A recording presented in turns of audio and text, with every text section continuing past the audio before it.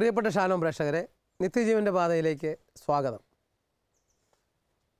പലപ്പോഴും വിശ്വാസം അതിൽ തന്നെ വളരുന്നുവെന്ന് കരുതുന്ന നമ്മൾ ആചാരാനുഷ്ഠാനങ്ങളും അതോടൊപ്പം തന്നെ ആരാധനാക്രമങ്ങളിലുള്ള വിശ്വാസ ആഘോഷങ്ങളിലും മുഴുകിക്കൊണ്ട് ഇതാണ് വിശ്വാസത്തിൻ്റെ പ്രവൃത്തിയെന്ന് ധരിക്കുന്ന ധാരാളം മനുഷ്യരുണ്ട്. അവർ തങ്ങളുടെ തന്നെ സ്വാർത്ഥതയിലും തങ്ങളുടെ തന്നെ കുടുംബത്തോട് ചുറ്റിപ്പറ്റിയുള്ള കാര്യങ്ങളിലും മാത്രം വ്യാപൃതരായിക്കൊണ്ട് സ്വർഗത്തിലേക്ക് യാത്ര ചെയ്യുന്നുവെന്ന മിഥ്യാബോധത്തിൽ ജീവിക്കുമ്പോൾ വ്യക്തിപരമായി വിശ്വാസത്തിലേക്ക് കടന്നു വരികയും വിശ്വാസം ആവശ്യപ്പെട്ട അനുസരണം യേശുക്രിസ്തുവിനെ മറ്റുള്ളവർക്ക് തൻ്റെ പ്രവൃത്തിയിലൂടെ കാണിച്ചു കൊടുക്കുവാൻ തയ്യാറായ ഒരു പ്രിയപ്പെട്ട സഹോദരനെയാണ് ഇന്നേ ദിവസം നമ്മൾ നിത്യജീവൻ്റെ പാതയിൽ പരിചയപ്പെടാൻ പോകുന്നത്. അദ്ദേഹത്തിൻ്റെ പേര് സെബു എന്നാണ്. അദ്ദേഹം തൃശ്ശൂർ ജില്ലയിലെ തൈക്കാട്ടുശ്ശേരിയിൽ താമസിക്കുന്നു. നമുക്ക് അദ്ദേഹത്തെ കാണുവാനും ശ്രവിക്കുവാനുമായി തൈക്കാട്ടുശ്ശേരിയിലേക്ക് പോകാം. തിരുവചനത്തിൻ്റെ സ്നേഹം അനാഥരിലേക്കും അഗതികളിലേക്കും പകരുന്ന ഒരു ജീവിതമാണ് തൃശ്ശൂർ തൈക്കാട്ടുശ്ശേരിയിലുള്ള സെബുവിൻ്റേത്. യുവത്വത്തിൽ ഒരു ധ്യാനത്തിൽ ലഭിച്ച വചനവിരുന്നിൻ്റെ അനുഭവം ഇന്ന് പൊതിച്ചോറുകളായി സമീപത്തെ അഗതി മന്ദിരങ്ങളിലേക്കും തെരുവോരങ്ങളിലേക്കും ഇദ്ദേഹം വിളമ്പുന്നു. കൂട്ടായ്മയുടെ കരുത്തിൽ, പ്രാർത്ഥനയുടെ പിൻബലത്തിൽ, അനേകരുടെ പങ്കുവയ്ക്കലുകൾ വഴി ഈ വലിയ ശുശ്രൂഷയ്ക്ക് ഇദ്ദേഹം നേതൃത്വം നൽകുന്നു. ഓട്ടോറിക്ഷ തൊഴിലാളിയായ ഇദ്ദേഹം തൃശ്ശൂരും തേക്കിൻകാട് മൈതാനത്തിലും പരിസരങ്ങളിലും ഒറ്റപ്പെട്ടുപോയ ജീവിതങ്ങൾക്ക് പുതിയ വെളിച്ചം നൽകുവാൻ സഞ്ചരിക്കുന്നു. ഹോസ്പിറ്റലുകളിൽ ശുശ്രൂഷ ചെയ്തും അനേകരിലേക്ക് വചനദീപം പകർന്നും ഈ സുവിശേഷ വേലക്കാരൻ നമ്മുടെ നാഥന്റെ വയലേലകളിൽ വ്യാപരിക്കുന്നു. അതുകൊണ്ട് നിത്യജീവൻ്റെ പാതയിലേക്ക് സ്വാഗതം. ദൈവത്തിന് നന്ദി. സെബു ഇങ്ങനെയുള്ള ശുശ്രൂഷകളൊക്കെ ആരംഭിക്കുന്നതിന് മുമ്പ് എന്തായിരുന്നു എങ്ങനെയുള്ള ഒരാളായിരുന്നു എന്നൊന്ന് പരിചയപ്പെടുത്താമോ? ഞാൻ മദ്യപാനത്തിലും വഴിവിട്ട ജീവിതത്തിലൂടെ നടന്ന് നീങ്ങിയവനാണ്. ആ വഴിയിലൂടെ സഞ്ചരിച്ചു കൊണ്ടിരുന്നപ്പോൾ ഒരു സുപ്രഭാതത്തിൽ ഒരു സിസ്റ്റർ ധ്യാനം കൂടുവാൻ, കൊളുത്തുവയലിൽ ധ്യാനം കൂടുവാൻ വേണ്ടി ഒരു ടോക്കണുമായി എൻ്റെ അരികിലേക്ക് കടന്നു വരികയാണ്. അങ്ങനെ ആ ടോക്കണും വാങ്ങി എൻ്റെ കൂടെ തന്നെ നിൽക്കുന്ന ഒരു സഹോദരനെയും കൂട്ടി ഞാൻ കൊളുത്തുവയലിലേക്ക് ധ്യാനത്തിന് പോവുകയാണ് ഉണ്ടായത്. ആ ധ്യാനത്തിൽ പ്രവേശിച്ച് ധ്യാനത്തിലൂടെ ദൈവത്തെ അറിയാനും ദൈവത്തിൻ്റെ സ്നേഹം എന്താണെന്ന് മനസ്സിലാക്കുവാനും സാധിച്ച് ഞാൻ തിരിച്ചു വന്നപ്പോൾ ഞാൻ ഇങ്ങനെ ആയിപ്പോരാ, ദൈവത്തിൻ്റെ സ്നേഹം ഭൂമിയിൽ പ്രകടമാക്കാൻ എന്നെ വിളിക്കപ്പെട്ടിരിക്കുന്നു എന്ന് എനിക്ക് തോന്നി. ഈ ധ്യാനം കൂടുന്നതിന് മുമ്പുള്ള കുടുംബ പശ്ചാത്തലം ഒന്ന് വിശദീകരിക്കാം. കുടുംബത്തിൽ ആരൊക്കെയുണ്ട്, എങ്ങനെയൊക്കെയാണെന്ന്? എൻ്റെ കുടുംബത്തിൽ അപ്പനും അമ്മയും 7 മക്കളുമാണ് ഞങ്ങൾ. 5 ആണും 2 പെണ്ണും.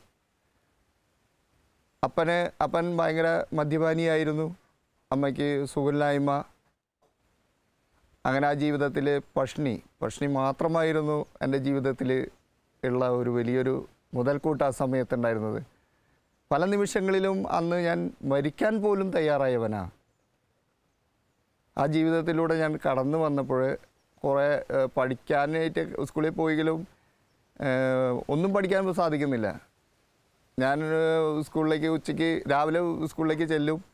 സ്കൂളിലേക്ക് ചെന്ന് ഉച്ചയ്ക്ക് ചോറ് കഴിക്കാനായിട്ട് ചോറ് കൊണ്ടുപോകില്ല. ആ ചോറ് ഞാൻ ഉണ്ണാൻ വേണ്ടി വീട്ടിലേക്ക് വരും. വീട്ടിലേക്ക് വന്നു കഴിയുമ്പോൾ അടുക്കളയിൽ പോയി നോക്കുമ്പോൾ എനിക്ക് കാണാൻ കഴിയുന്നത് തലേ ദിവസം എങ്ങനെയായിരിക്കുന്നു അതുപോലെ തന്നെ അവിടെ ഇരിക്കുന്നതാണ് കാണാറ്.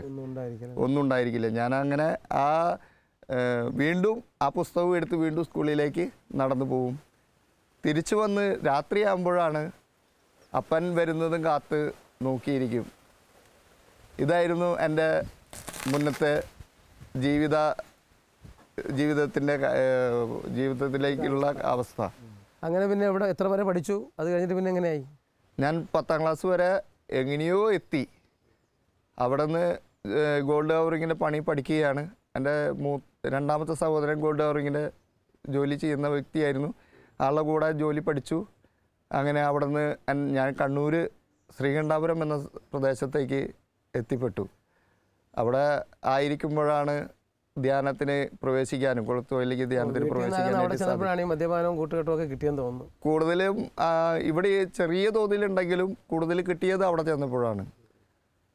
അവിടെ നിന്നാണ് ധ്യാനത്തിലേക്ക് പ്രവേശിച്ച് ധ്യാനത്തിലൂടെ ദൈവത്തെ കണ്ടെത്താനും ദൈവസ്നേഹം എന്താണെന്ന് മനസ്സിലാക്കാനും സാധിച്ചത്. അതിനുശേഷം പിന്നെ ഇതെങ്ങനെ തുടങ്ങി, ശുശ്രൂഷ തുടങ്ങിയത് എങ്ങനെയാണ്? അങ്ങനെ ഞാൻ ധ്യാനം കഴിഞ്ഞ് ശ്രീകണ്ഠാപുരത്തേക്ക് തിരിച്ചു വരുമ്പോൾ അവിടെ ഒരു സിസ്റ്റർ ഉണ്ടായിരുന്നു. നെല്ലിക്കുന്ന് ആശ്രമത്തിലുള്ള ഒരു സിസ്റ്റർ കണ്ട് സിസ്റ്റർ എന്നോട് പറഞ്ഞു ഞങ്ങളുടെ ആശ്രമത്തിലേക്ക് ശുശ്രൂഷ ചെയ്യാൻ സ്വാഗതം ചെയ്തു. അങ്ങനെ ഞാൻ അവിടെ ചെന്നപ്പോൾ അവരുടെ ആ അപ്പന്മാരുടെ അവസ്ഥകൾ കണ്ടപ്പോൾ എനിക്ക് ഞാനൊന്നുമല്ല എന്നുള്ളൊരു കാഴ്ചപ്പാടാണ് എനിക്ക് ലഭിച്ചത്. അന്ന് എൻ്റെ മനസ്സിൽ അന്നത്തെ ഒരു അനുഭവം എന്ന് പറയാനായിട്ട് അവിടെ കടന്നു ചെന്നപ്പോൾ 2 കാലും 2 കൈയും ഇതേ പൊസിഷനിൽ ഒന്നും ചെയ്യാൻ സാധിക്കുകയില്ല. വായ കൊണ്ട് ഇങ്ങനെ അനക്കാൻ മാത്രം പറ്റുന്ന ഒരു സഹോദരൻ അവിടെ കിടക്കുന്നുണ്ടായിരുന്നു. അന്ന് ഈ സിസ്റ്റർ എന്നെ വിളിച്ച് പറഞ്ഞു നമുക്ക് ഈ സഹോദരനെ ഒന്ന് കുളിപ്പിക്കാമെന്ന് പറഞ്ഞു. ഞാൻ ആ സഹോദരനെയും എടുത്ത് ഞാനും സിസ്റ്ററും കൂടി ആ കുളിമുറിയിലെ ഉള്ളിലേക്ക് അവിടെ കൊണ്ടുവന്ന് കിടത്തിയപ്പോഴും ഈ കാല് ഇതേപോലെ തന്നെ കാലും ഒട്ടിപ്പിടിച്ച് കൈ ഒട്ടിപ്പിടിച്ചിട്ടായിരുന്നു സഹോദരൻ. കുളിപ്പിച്ച് കഴിഞ്ഞ് കുളിപ്പിക്കാൻ മേഘത്ത് വെള്ളം ഒഴിച്ചപ്പോൾ ആ സഹോദരൻ ഒരു നമ്മൾ എന്താണെന്നറിയില്ല ആ ഒരു നോട്ടം അത് എൻ്റെ ജീവിതത്തെ വല്ലാതെ സ്വാധീനിച്ചൊരു നോട്ടമായിരുന്നു. ആ നോട്ടത്തിലൂടെ എനിക്ക് തോന്നി ഞാനൊന്നുമല്ല, ദൈവം എനിക്കെല്ലാം തന്നിട്ട് കയ്യും കാലും ശരീരം ഒക്കെ തന്നിട്ട് ഞാൻ മദ്യത്തിനും എൻ്റെ സുഖത്തിനും കിടന്ന് നടന്നപ്പോൾ ഞാൻ ഒന്നുമല്ലാത്തവനെ പോലെയായി.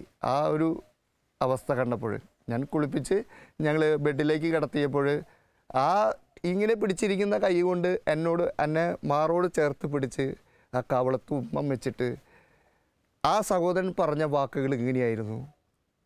ഞാൻ ഒരിക്കലും എനിക്ക് കുളിക്കാൻ സാധിക്കുമെന്ന് പ്രതീക്ഷിച്ചതല്ല, എനിക്ക് കുളിക്കാൻ സാധിച്ചു. ആ അനുഭവം എനിക്ക് മറക്കാൻ പറ്റാത്തൊരു അനുഭവമായിരുന്നു. ആ അനുഭവത്തിലൂടെ ഞാൻ പിന്നെ എൻ്റെ ശുശ്രൂഷ മുഴുവൻ മുന്നോട്ട് പോകാനായിട്ട് തുടങ്ങി. ആ ശുശ്രൂഷയിലൂടെ ആയിരിക്കുമ്പോഴാണ് എൻ്റെ വിവാഹം ഞാൻ അന്വേഷിക്കാൻ തുടങ്ങിയത്. അങ്ങനെ ജീവിത പങ്കാളിയെ കണ്ടെത്തി. ജീവിത പങ്കാളിയുടെ പേര് സുമി എന്നാണ്. ഞങ്ങൾ കല്യാണം കഴിഞ്ഞ് കണ്ണൂർ തന്നെയായിരുന്നു ഞങ്ങളുടെ താമസം. അവിടെ ആയിരിക്കുമ്പോൾ അവൾക്ക് ചെറിയൊരു ബ്ലീഡിങ് പോലെ വന്ന് ആരുമില്ലാത്തൊരു ചിന്ത കാഴ്ചപ്പാട്. ഞാൻ ജോലിക്ക് പോയി, അവൾ മാത്രം ഒറ്റയ്ക്കായിരുന്നു. അങ്ങനെ വന്നപ്പോൾ ഞങ്ങൾക്ക് തിരിച്ച് നാട്ടിലേക്ക് വരണമെന്നുള്ളൊരു ആഗ്രഹം മനസ്സിലുണ്ടായി. ഞങ്ങളങ്ങനെ തിരിച്ച് നാട്ടിലേക്ക് വന്നു. തൃശ്ശൂർ വന്ന് ഞാൻ പെയിൻറ്റ് പണിക്ക് പോകാൻ തുടങ്ങിയപ്പോൾ പെയിൻറ്റ് പണിയിലൂടെ നടന്നുകൊണ്ടിരിക്കുമ്പോൾ എൻ്റെ മനസ്സിൽ പിന്നെയും ഈ തുടിപ്പുകൾ ഇങ്ങനെ വന്നുകൊണ്ടിരിക്കുകയായിരുന്നു. അപ്പോഴാണ് ഫാദർ വർഗീസ് കരിപ്പീരി അച്ഛനായിട്ട് കണ്ടുമുട്ടാനായിട്ട് ഇട വന്നത്. അങ്ങനെ അച്ഛൻ്റെ ആ ശുശ്രൂഷ രീതിയിലേക്ക്, ആ ശുശ്രൂഷ മനോഭാവത്തിലേക്ക് ഞാൻ പ്രവേശിച്ചപ്പോൾ പിന്നെയും കൂടുതൽ ദൈവസ്നേഹത്തിലൂടെ അന്ന് അച്ഛൻ ചെയ്തുകൊണ്ടിരിക്കുന്ന ശുശ്രൂഷ പൂരപ്പറമ്പ് ശുശ്രൂഷയാണ് അച്ഛൻ്റെ മെയിൻ എന്ന് പറയുന്നത്. അച്ഛൻ്റെ മെയിൻ അതല്ല, സാരഥിയാണ്. സാരഥി എന്ന് പറഞ്ഞാൽ ഓട്ടോ തൊഴിലാളികൾക്ക് ഒന്നുമില്ലാതെ അലഞ്ഞു തിരിഞ്ഞ് നടക്കുന്ന, ഒന്ന് വെച്ചാൽ ഓട്ടോ തൊഴിലാളി എന്ന് പറഞ്ഞാൽ അവരെ എന്താ പറയുക, ആ ഒരു കാഴ്ചപ്പാടിലൂടെയല്ല കാണുന്നത്. ഡ്രൈവർ എന്ന് പറഞ്ഞാൽ ഒരു ഒന്നുമല്ലാത്തവനെ പോലെയാണ് എല്ലാവരും, വിലയില്ലാത്തവനെ പോലെയാണ് അതിനെ കാണുക. അവനെ സമൂഹത്തിൽ ഒരു നല്ലൊരു പദവിയിലുള്ള ആൾക്കാരാണെന്നുള്ള ബോധ്യം അവർക്ക് കൊടുക്കുകയും അവർ ചെയ്യുന്ന പ്രവൃത്തിയുടെ മഹത്വം എത്ര വലുതാണെന്ന് അവരിലേക്ക് കൊടുക്കുകയും ചെയ്തുകൊണ്ടിരിക്കുകയാണ് ഈ അച്ഛൻ്റെ പ്രവർത്തനം. ഓട്ടോറിക്ഷ തൊഴിലാളികളുടെ ഇടയിലും മറ്റു ഡ്രൈവർമാരുടെ ഇടയിലും സ്നേഹക്കൂട്ടായ്മ രൂപീകരിക്കുന്ന സാരഥി എന്ന സ്നേഹക്കൂട്ടായ്മയുടെ കീഴിൽ അനേകം പ്രവർത്തനങ്ങളും ഇവർ ചെയ്തു വരുന്നു. ഈ കൂട്ടായ്മയുടെ സ്ഥാപകനും മാർഗദർശിയുമായ ഫാദർ വർഗീസ് കരിപ്പേലി അച്ഛൻ ഈ ശുശ്രൂഷയെക്കുറിച്ച് നമ്മോട് പങ്കുവച്ചു. എനിക്ക് എന്ത് കിട്ടും എന്ന ചിന്തയിൽ നിന്ന് ഞാൻ എന്ത് കൊടുക്കും എന്ന ചിന്തയിലേക്ക് ഒരു മനുഷ്യൻ കടന്നു വരുമ്പോഴാണ് ജീവിതത്തിൽ സന്തോഷം ലഭിക്കുന്നത്. ജോലിക്ക് കൂലി എന്ന ചിന്തയിൽ നിന്ന് സേവനത്തിന് ആത്മസംതൃപ്തി എന്ന ചിന്തയിലേക്ക് മനുഷ്യർ വരുമ്പോൾ അവിടെ സന്തോഷവും സംതൃപ്തിയും ജീവിതത്തിൽ ഉണ്ടാവുകയാണ്. ഈ മനോഹരമായ ജീവിതശൈലിയാണ് സെബുവിൻ്റെയും സുഹൃത്തുക്കളുടെയും ആകെ തുക. ഒരു ഓട്ടോ ഡ്രൈവർ എന്തുമാത്രം നന്മ തനിക്ക് സമൂഹത്തിന് ചെയ്യാൻ സാധിക്കുമെന്ന് ചിന്തിച്ചപ്പോൾ വളരെ മനോഹരമായ പല കാര്യങ്ങളും സംഭവിച്ചു. വേദനിക്കുന്ന മക്കളുടെ കണ്ണീരൊപ്പുക തൻ്റെ ജീവിത ദൗത്യമാണ് എന്ന് ചിന്തിച്ച ഡ്രൈവർ സുഹൃത്തായ സെബു തന്നാലാവുന്നത് എന്തെങ്കിലും ചെയ്യണമെന്ന് ചിന്തിച്ചപ്പോൾ ഒരു കൊച്ചു പൊതിച്ചോറുമായി ഇറങ്ങിപ്പുറപ്പെട്ടു. അതൊരു വലിയ സംരംഭമായി തീർന്നു. മറ്റുള്ളവരെക്കുറിച്ച് ചിന്തിക്കുകയും മറ്റുള്ളവർക്ക് നന്മ ചെയ്യുകയും ചെയ്യുന്ന ഒരു നല്ല സമൂഹം വാർത്തെടുക്കുവാൻ തൊഴിലാളികളും ഡ്രൈവർമാരും മുന്നോട്ട് വരുന്നുണ്ട് എന്നുള്ളതിൻ്റെ അടയാളമാണ് സെബുവിൻ്റെയും സുഹൃത്തുക്കളുടെയും ജീവിതം. നമുക്ക് ഈ ലോക ജീവിതത്തിൽ സേവനപാതയിലൂടെ മുന്നേറുകയും ആത്മസംതൃപ്തി അനുഭവിക്കുകയും ചെയ്യാം. ഇത് ഈ പൂരപറമ്പ് ശുശ്രൂഷ എന്ന് പറഞ്ഞാൽ നാട് വിട്ടു വരുന്നവർ, പിന്നെ വീട്ടിൽ നിന്ന് ഇറങ്ങി ഒന്നും അല്ലാത്തവനെ പോലെ ആകുമ്പോഴേ ഇറങ്ങി പോരുന്നത്, മരിക്കാൻ വരുന്നവർ, ഇങ്ങനെയുള്ളവരൊക്കെ പൂരപ്പറമ്പിൽ വന്ന് ഇരിക്കുന്ന ഒരു അവസ്ഥയാണ്. ആ പറമ്പിലാണ് ഇവരൊക്കെ വന്നിരിക്കുക. അപ്പോൾ അവിടെ കടന്നു ചെന്ന് അവർക്ക് കടന്നു ചെല്ലുമ്പോൾ ഞങ്ങളുടെ കയ്യിൽ ഒരു പഴവും ഒരു കുപ്പി വെള്ളവുമായിട്ടാണ് ഞങ്ങൾ അങ്ങോട്ട് പ്രവേശിക്കുക. അങ്ങനെ പ്രവേശിച്ച് അവരെ കാണുമ്പോൾ തന്നെ നിരാശപ്പെട്ടവരെ നമ്മൾ കാണുമ്പോൾ പെട്ടെന്ന് അവരെ കാണുമ്പോൾ നമുക്ക് മനസ്സിലാക്കാൻ സാധിക്കും. അപ്പോൾ അവരരികിൽ ചെന്നിരുന്ന് ആദ്യം അവനും ഞാനും ഒന്നാവുന്നത് പോലെ ഇരുന്ന് സംസാരിക്കാൻ തുടങ്ങും. അങ്ങനെ അവന് കുടിക്കാൻ ആദ്യം വെള്ളം കൊടുക്കും. അത് കഴിഞ്ഞ് ഒരു പഴം അവന് കൊടുക്കും. അത് കഴിഞ്ഞ് അവൻ്റെ ആ ഏതൊരുവനായാലും അവൻ്റെ അനുഭവം നമ്മളോട് പറയും. പറയാൻ വേണ്ടിയിട്ട് ചെവി തരാത്ത ഒരവസ്ഥയിലാണ് ഒറ്റപ്പെടുന്നത് വരിക. എന്നെ പങ്കുവയ്ക്കാൻ, എൻ്റെ വേദനകൾ പങ്കുവയ്ക്കാൻ ആരുമില്ലാതെ ആകുമ്പോഴാണ് ഒറ്റപ്പെടുക. ആ മകനെ നമ്മൾ കേൾക്കാൻ ഞങ്ങളുടെ കാതുകൾ കൊടുക്കും. ആ കാതുകൾ കൊടുക്കുമ്പോൾ അവൻ്റെ മനസ്സിൽ വേദനകളൊക്കെ പറഞ്ഞു കഴിയുമ്പോൾ അവനൊരു ആശ്വാസമാവും. അങ്ങനെ അവനെ ഏത് സാഹചര്യത്തിലേക്കാണോ നമ്മൾ കൊണ്ടുപോകേണ്ടത് ആ സാഹചര്യത്തിലൂടെ അവനെ ജീവിതത്തിലേക്ക് തിരിച്ചു കൊണ്ടുവരും. എന്താ ചെയ്യുന്നത് തിരിച്ചു കൊണ്ടുവരാനായിട്ട്? ഒന്നെങ്കിൽ ധ്യാനത്തിലേക്ക് പ്രവേശിപ്പിക്കും, അല്ലെങ്കിൽ വീടുമായി പ്രശ്നങ്ങളാണെങ്കിൽ വീട്ടിലേക്ക് കൊണ്ടുചെന്ന് അവരെ രമ്യതപ്പെടുത്തും.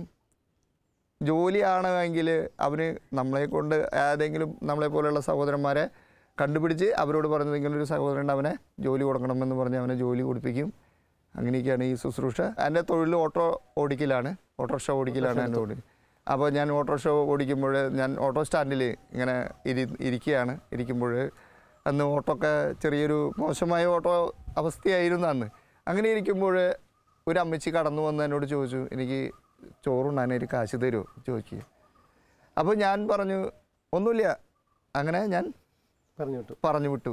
അങ്ങനെ പറഞ്ഞു വിട്ട് അപ്പോൾ തന്നെ രണ്ടാൾക്കാർ എൻ്റെ വണ്ടിയിൽ കയറുകയാണ്. വണ്ടിയിൽ കയറിയിട്ട് അപ്പോൾ ഞാൻ ഈ അമ്മച്ചോട് പറയുന്നത് നേരെ വരെ ഒരു ഓട്ടോ ഓടിയിട്ട് പോലും ഇല്ല, എന്നിട്ടാണ് ചോറ് മേടിക്കുക കാശ് തരുന്നത്. ഇങ്ങനെ പറഞ്ഞിട്ടാണ് ഞാൻ വണ്ടിയിൽ ഇരിക്കുന്നുണ്ടായി. അപ്പോൾ രണ്ടുപേരും വണ്ടിയിൽ കയറി.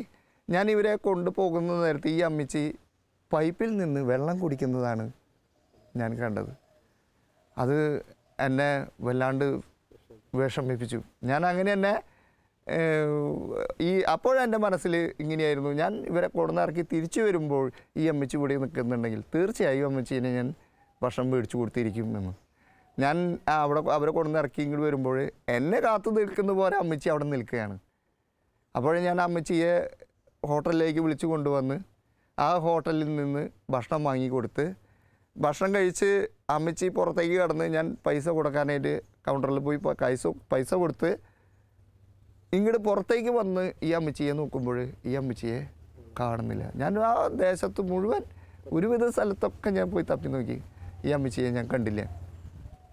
അപ്പോൾ എൻ്റെ മനസ്സിൽ കടന്നുകൂടിയത് ഇങ്ങനെയാണ്, എന്തുകൊണ്ട് എനിക്ക് ഇതുപോലെ തെരുവിലൂടെ വേദനിച്ച് ഭക്ഷണമില്ലാതെ അലഞ്ഞ് വേദനിച്ച് നടക്കുന്നവരെ അരികിലേക്ക് ഒരു ആശ്വാസം എന്ന അർത്ഥത്തിൽ ഒരു പൊതിച്ചോറുമായി എനിക്ക് കടന്നുകൂടാ. ആ ഒരു കാഴ്ചപ്പാടാണ് എന്നെ ഈ ശുശ്രൂഷയിലേക്ക് വരാനായിട്ടുണ്ടായ സാഹചര്യം. അങ്ങനെ എന്നിട്ട് പിന്നെ അത് എന്തൊക്കെ ചെയ്യാൻ തുടങ്ങി? എന്നിട്ട് അത് ഞാൻ ഈ തെരുവിലേക്ക് ചോറും എടുത്ത് തെരുവിലേക്ക് പോയി. വീട്ടിൽ വേവിക്കുമോ അതോ പുറത്തുനിന്ന് വാങ്ങിക്കുമോ? അല്ല, അന്ന് എനിക്ക് കിട്ടിയ ആശയം, ഞാൻ എൻ്റെ ഭവനത്തിൽ മാത്രം ഭക്ഷണം എടുക്കുകയാണെങ്കിൽ ഈ ശുശ്രൂഷയിൽ ഞാൻ മാത്രമാണ് ഇൻവോൾവ്, അപ്പോൾ ഞാൻ മാത്രമേ ഉള്ളൂ.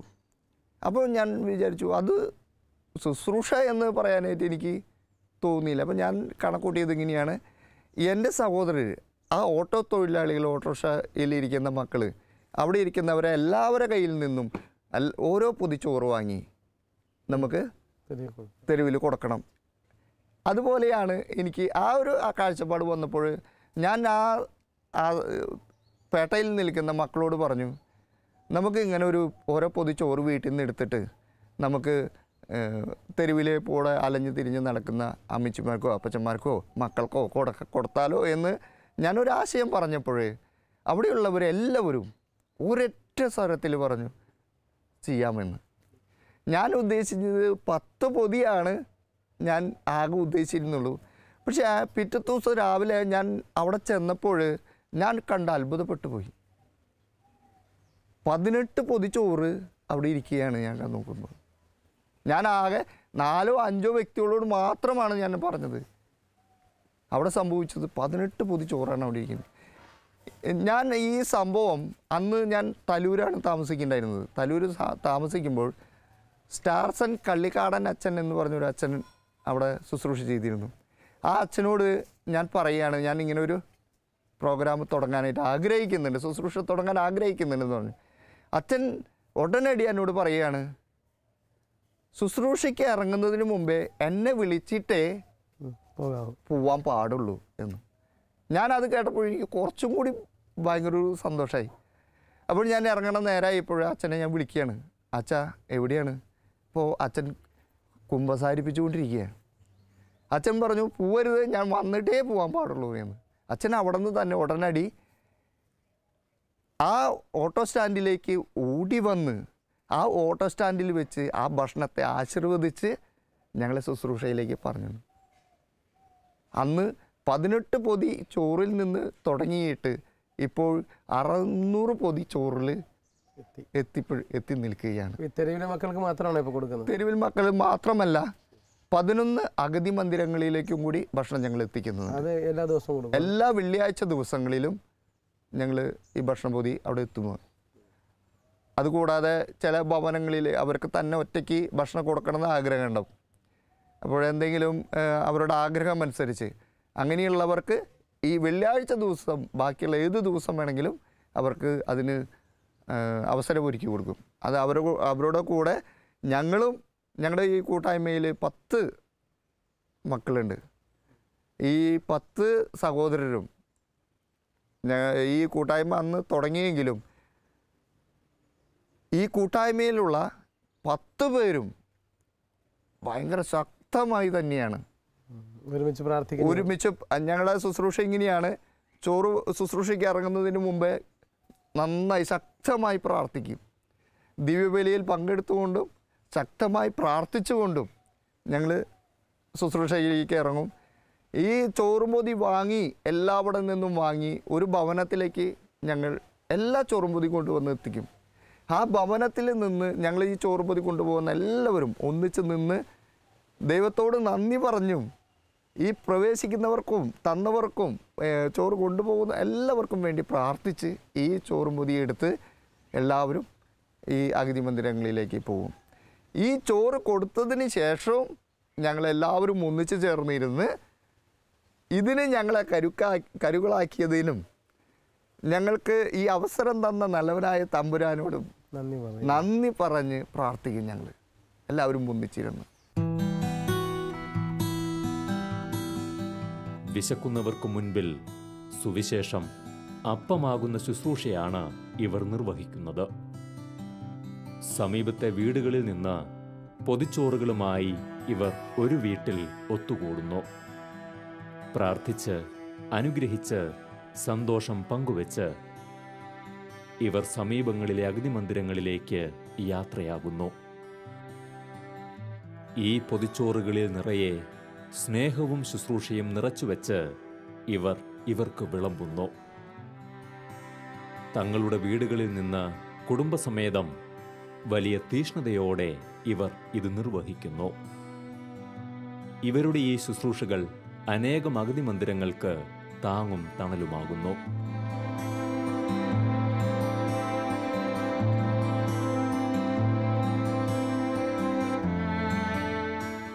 പരിശുദ്ധ ത്രിയേക ദൈവത്തിന് മഹത്വമുണ്ടായിരിക്കട്ടെ. ഞങ്ങളുടെ ഈ സ്നേഹകൂട്ടായ്മയിൽ വരുവാൻ സാധിച്ചതിൽ ഞാൻ അതിയായി സന്തോഷിക്കുന്നു. സെബുചേട്ടൻ്റെയും കുഞ്ഞുവരുതപ്പച്ചൻ്റെയും ഈ ശുശ്രൂഷ കണ്ട് അതിലാകർഷണം തോന്നിയാണ് ഞാൻ ഈ ശുശ്രൂഷയിലേക്ക് വന്നത്. ഈ ശുശ്രൂഷയിൽ ഇപ്പോൾ പങ്കാളിയാവാൻ കഴിഞ്ഞതിൽ ദൈവത്തോട് നന്ദി പറയുന്നു. പാവപ്പെട്ടവരിലും വേദനിക്കുന്നവരിലുമെല്ലാം ഈശോയെ കണ്ടുകൊണ്ട് അവർക്ക് വേണ്ടി സേവനം ചെയ്യുവാനും വചനത്തിൽ വേരൂന്നി വളരുവാനും എനിക്ക് വളരെയധികം സഹായകമായിട്ടുണ്ട്. ഇവിടെ ഞാൻ ആദ്യമായിട്ട് ഈ ചോറും പൊതി ഷെബുവിൻ്റെ കൂടെ ഒരു ആശ്രമത്തിലേക്ക് പോകാൻ ഇടവന്നു. എനിക്ക് പോകാൻ ഇഷ്ടമുണ്ടായിരുന്നില്ല. എങ്കിലും ഒരാഴ്ച ഞാൻ അവൻ്റെ കൂടെ പോയപ്പോൾ അവിടെയുള്ള അമ്മമാരുമായി സ്നേഹം പങ്കുവച്ചപ്പോൾ പിന്നെ ഈ ജോലി തുടരണമെന്ന് മനസ്സിലാഗ്രഹിച്ചു. അങ്ങനെ ജോലി തുടർന്ന് അന്ന് ഒരു ആശ്രമം ഉണ്ടായിരുന്നുള്ളൂ. പിറ്റേ ആഴ്ചയിൽ 2 മാറി. പിന്നെ ഇപ്പോൾ ആശ്രമങ്ങളുടെ എണ്ണം കൂടി ചെറുപോലെ എണ്ണം കൂടി. ഇപ്പോൾ കുടുംബങ്ങളുടെ ഐക്യവും കുടുംബങ്ങളുടെ വിശ്വാസമാണ് ഈ ചോറിന് ഇപ്പോൾ 500 പൊതി ചോറ് കിട്ടുവാനും 12 സ്ഥലത്ത് ഈ ആഹാരം പൊതി എത്തിക്കാനും ഞങ്ങളെ അനുഗ്രഹിച്ചുകൊണ്ടിരിക്കുന്നത്. പിന്നെ ഹോസ്പിറ്റലുമായിട്ട് ബന്ധപ്പെട്ട് വേറെ എന്തെങ്കിലും ഉണ്ടോ? ഹോസ്പിറ്റലിൽ ഞാൻ ആദ്യം ചെയ്തിരുന്നു. ഹോസ്പിറ്റലിൽ മക്കളുടെ അരികിൽ പോയി ചെന്ന് നിന്ന് അവർക്ക് എന്താണ് വേണ്ടത്, ഒരു സഹോദരനെയാണോ വേണ്ടത്, സഹോദരനായി നിന്നു, അല്ലെങ്കിൽ ഭക്ഷണം മേടിച്ചു കൊടുക്കാനാണോ, അത് ചെയ്തു. അങ്ങനെയുള്ള ഒരു പ്രവർത്തന മേഖലകളിലേക്ക് പ്രവേശിച്ചിരുന്നു. ഇപ്പോൾ അതെങ്ങനെയാണ് അന്ന് ചെയ്തിരുന്നത്? അന്ന് ഞാൻ പെയിൻറ്റ് പണിക്കാണ് പോയിരുന്നത്. പെയിൻറ്റ് പണി കഴിഞ്ഞാൽ ഉടനടി ഞാൻ ആശുപത്രിയിലേക്ക് പോവുക. വീട്ടിലേക്കല്ല ഓടുക, ആശുപത്രിയിലേക്കാണ് ഓടുക. മെഡിക്കൽ കോളേജ് ആശുപത്രിയിലേക്ക്. കൊച്ചുങ്ങളുണ്ട്, ഭാര്യയും 2 കുഞ്ഞുമക്കളും. 4ാം ക്ലാസ്സിൽ പഠിക്കുന്ന അന്ന റോസും LKGയിൽ പഠിക്കുന്ന ആഗന റോസും. അന്ന് കൊച്ചുങ്ങളായിരിക്കും. അന്ന് ഒരു കൊച്ച ഉണ്ടായിരുന്നുള്ളൂ, രണ്ടാമത്തെ കൊച്ചുണ്ടായിരുന്നില്ല. ആ ഒരു ചെറിയ കൊച്ചുങ്ങളായിരുന്നു അന്ന് ഭാര്യയും. അപ്പോൾ ഹോസ്പിറ്റലിലേക്ക് ജോലി കഴിഞ്ഞ് നേരെ ഹോസ്പിറ്റലിലേക്കാണ് ഓടുക. അവിടെ ശുശ്രൂഷ കഴിഞ്ഞിട്ടാണ് എൻ്റെ ഭവനത്തിലേക്ക് ഞാൻ പ്രവേശിക്കാറ്. അവിടെ വെച്ച് ഉണ്ടായിട്ടുള്ള ഏതെങ്കിലും തങ്ങി നിൽക്കുന്ന ഓർമ്മകളുണ്ടോ? അവിടെ തങ്ങി നിൽക്കുന്ന വലിയൊരു അനുഭവം എന്ന് പറഞ്ഞാൽ, ഒരു സഹോദരൻ ഒരു 16 വയസ്സ് അടുത്തുണ്ടാവുള്ളൂ. അന്ന് അവൻ സുഖമില്ലാതെ കിടക്കുകയായിരുന്നു. അതെന്ന് വെച്ച് കഴിഞ്ഞിട്ടുണ്ടെങ്കിൽ ബെഡിൽ അനങ്ങാൻ പറ്റാത്തത്. അതിനു മുമ്പേ ഞാൻ ഈ പെയിൻറ്റ് പണിയിലൂടെ പോകുമ്പോൾ പെയിൻറ്റ് പണി ചെയ്തുകൊണ്ടിരിക്കുമ്പോൾ താഴ്ത്ത് വീണു. നിലയുടെ മുകളിൽ നിന്ന് വീണ് കഴുത്തിൽ ഭയങ്കര അസ്വസ്ഥതയുണ്ടായി. അപ്പോൾ ഞാൻ മിഷൻ ആശുപത്രിയിലേക്ക് ചെന്ന് ആശുപത്രിയിൽ ചികിത്സ ചെയ്തുകൊണ്ടിരിക്കുമ്പോൾ ഡോക്ടർ പറഞ്ഞു, ഇനി നീ ഒരു കാരണവശാലും കിടക്കയിൽ നിന്ന് എണീക്കില്ല എന്ന് പറഞ്ഞു. അപ്പോൾ എന്നിട്ട് ഡോക്ടർ പറഞ്ഞു, നീ നിൻ്റെ കഴുത്തിൽ ഇവിടെ ഓപ്പറേഷൻ വേണമെന്ന് പറഞ്ഞു. അപ്പോൾ ഞാൻ ഡോക്ടറോട് പറഞ്ഞു, ഓപ്പറേഷൻ ചെയ്യുന്നതുകൊണ്ട് എനിക്ക് വിരോധമില്ല, എനിക്ക് എൻ്റെ അപ്പനോട് അനുവാദം ചോദിക്കണം എന്ന് പറഞ്ഞു. അപ്പോൾ ഡോക്ടർ ഇങ്ങനെയാണ് പറഞ്ഞത്, നീ നിൻ്റെ അപ്പനോട് അമ്മയോട് ആരോടെങ്കിലും ചോദിച്ചിട്ട് വന്നാൽ മതി എന്ന് എന്നെ പറഞ്ഞു വിട്ടു. ഞാൻ ഉടനടി വന്നത്, ഞാൻ എൻ്റെ അപ്പനെന്ന് ഉദ്ദേശിച്ചത് കർത്താവിനെയാണ്, ധ്യാനം കൂടുന്നതാണ് ഞാൻ ഉദ്ദേശിച്ചിരുന്നത്. ഞാൻ നേരെ അവിടെ നിന്ന് വന്ന് ഡിവൈൻ ധ്യാന കേന്ദ്രത്തിലേക്ക് ധ്യാനം കൂടാനല്ല, ഞാനിതുമായി വീട്ടിൽ വന്നിരിക്കുമ്പോൾ ഡിവൈൻ ധ്യാന കേന്ദ്രത്തിൽ ശുശ്രൂഷ ചെയ്യുന്ന ഒരു സഹോദരൻ എന്നെ വിളിക്കുകയാണ്. മെയിൻ സ്റ്റേജിൽ ശുശ്രൂഷ ചെയ്യാൻ ഒരാൾ ആവശ്യമുണ്ട്, നീ ഉടനടി വരാൻ വേണ്ടി പറയണം. ഞാൻ ആ ഡിവൈൻ ധ്യാന കേന്ദ്രത്തിലേക്ക് ഡിവൈനല്ല, മുരുകൂര് ധ്യാന കേന്ദ്രത്തിലേക്ക് പ്രവേശിക്കുകയാണ്. മുരുകൂര് ധ്യാന കേന്ദ്രത്തിലേക്ക് അവിടെ പ്രവേശിച്ചപ്പോൾ എനിക്ക് കിട്ടിയത്, ഈശോയെ കൊണ്ട് നടക്കുമ്പോൾ, അരളക്കയിലുള്ള ഈശോയെ കൊണ്ട് ജനങ്ങളുടെ അരികിലേക്ക് കടക്കുമ്പോൾ മെഴുകുതിരി പിടിക്കാനാണ് എനിക്ക് കിട്ടിയ ശുശ്രൂഷ. ആ ശുശ്രൂഷ കഴിഞ്ഞ് ഞാൻ തിരിച്ച് വീട്ടിലേക്ക് വന്നപ്പോൾ എൻ്റെ കഴുത്തിലെ വേദന അപ്രത്യക്ഷമായിരുന്നു. അങ്ങനെ ഇരിക്കുമ്പോഴാണ് ഈ ആശുപത്രിയിൽ ഈ സഹോദരൻ്റെ അടുത്തേക്ക് ചെല്ലുമ്പോൾ ഇവനും ഇതേ അസുഖം. ഞാൻ എൻ്റെ അനുഭവം ഈ സഹോദരനോട് പങ്കുവെച്ചപ്പോൾ സഹോദരൻ്റെ മനസ്സിൽ എന്താണോ സംഭവിച്ചതെന്ന് അറിയില്ല, സഹോദരൻ്റെ മനസ്സിൽ എനിക്കും ഈശോയെ കാണണം എന്നുള്ള ആ ഒരു ദാഹമുണ്ടായപ്പോൾ തന്നെ അവനും സൗഖ്യമുണ്ടായി. അവിടെ അവൻ പിറ്റേ ദിവസം തന്നെ ഡിസ്ചാർജ് ചെയ്ത് അവൻ ഡിവൈൻ ധ്യാന കേന്ദ്രത്തിലേക്കാണ് അവൻ ഓടിയത്. അത് എനിക്ക് വല്ലാത്തൊരു അനുഭവമായിരുന്നു. അവൻ എന്നെ വിളിച്ചു ഫോണിൽ കൂടെ, സഹോദര എനിക്ക് ദൈവത്തിൻ്റെ സ്നേഹം കിട്ടാൻ സാധിച്ചു എന്നുള്ള ഒരു നല്ലൊരു വിളിയായിരുന്നു എനിക്ക്. അത് നല്ലൊരു അനുഭവമായി എനിക്ക് മാറിയിരുന്നു. അവിടെ എന്തൊക്കെ ചെയ്തിരുന്നു? ഇങ്ങനെ അവിടെ തുടയ്ക്കേണ്ടവരാണെങ്കിൽ തുടച്ചു, ഭക്ഷണം കൊടുക്കേണ്ടവരാണെങ്കിൽ ഭക്ഷണം കൊടുത്തു, സംസാരിക്കാനായിട്ടിരിക്കാനാണെങ്കിൽ സംസാരിക്കാനിരുന്നു. അങ്ങനെയൊക്കെയായിരുന്നു ആശുപത്രിയിൽ. ആൾക്കാരൊക്കെ ഉണ്ടായിരുന്നു, അങ്ങനെയുള്ളവരൊക്കെ ഉണ്ടായിരുന്നു, ആരുമില്ലാതെ. അവിടെ എത്ര പേരൊക്കെ കാണുമായിരുന്നു സാധാരണഗതി? അവിടെ അന്ന് ഒരു 10-25 മക്കളോളം അവിടെ ഉണ്ടായിരുന്നു. അവരെയൊക്കെ ശുശ്രൂഷിക്കും. അവരെ എല്ലാവരെയും ഇല്ലെങ്കിലും എല്ലാവരെയിലേക്കും എത്താൻ എന്നും പറ്റില്ല. ഇങ്ങനെ നടക്കുമ്പോൾ ആർക്കാണോ ആവശ്യം അവിടെ എത്തുമായിരുന്നു. ഈ പങ്കുവയ്ക്കൽ തീർച്ചയായിട്ടും ഏതെങ്കിലും പ്രവൃത്തിയിലേക്ക് തിരിയുവാൻ അനേക വിശ്വാസികൾക്കിടയാക്കും. ഷാലോമിനോട് ഇത്രയും നേരം സഹകരിച്ച സബുവിനെ നന്ദി. തങ്കച്ചനോട് നന്ദി പറയുന്നു. കുടുംബ പ്രാർത്ഥനയുടെ കരുത്തും സ്നേഹവും ഈ ശുശ്രൂഷകനും കുടുംബത്തിനും കരുത്താകുന്നു. ജപമാല പ്രാർത്ഥനയുടെ മഹത്വം വഴി ശുശ്രൂഷയ്ക്കു വേണ്ട കരുത്തും ഊർജവും ഇവർ നേടുന്നു. കൂട്ടായ്മയുടെ സ്നേഹം ഇവരെ ഈ കർത്താവിൻ്റെ വയലിൽ ഒന്നിപ്പിക്കുന്നു. നമ്മുടെ നാഥനോടുള്ള സ്നേഹം അതൊന്നു മാത്രം ഇവരെ ഒന്നിപ്പിക്കുന്നു.